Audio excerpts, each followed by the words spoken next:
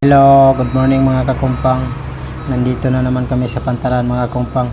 At saka yung barko nakadunggo na sa Pantalan. Naghihintay na lang kami ng bumukas yung taklob sa barko mga kumpang para mag-loading na kami ng simento mga kakumpang. Muni Pantalan sa Liloy, Zamboanga del Norte mga kumpang, na siya sa Lamaw. Sobrang ganda talaga ng Pantalan dito mga kakumpang. At saka yung kasama ko mga kumpang, nagpa-cute-cute pa mga kumpang. Nagbabay-babay pa. Shout out nga pala sa akong mga followers, sa mga viewers.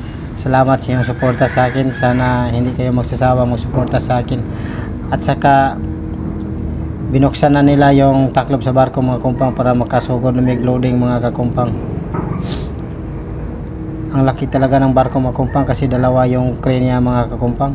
Hinahinay lang na siya mga kumpang, pero kusgan kina siya mga kumpang. Basta hydraulic mga kumpang, walang imposible sa hydraulic mga kumpang. Maabrigin niya mga kumpang kasi kung saka bugatan mga kumpang. Basta hydraulic na gani mo dala. Kanang taklob niya mga kumpang, intiro na, paayong na dito siya yung sampot mga kumpang. Hinahinay na siya pa abante. Ang bigat niyan mga kumpang, solid po tayo yan mga kumpang, pero kayang kaya sa hydraulic mga kumpang. Hinay-hinay lang. At saka nandito na ako pa, cute-cute pa. Cute-cute pa si kumpang. Wala pa'y krimen, suspect na.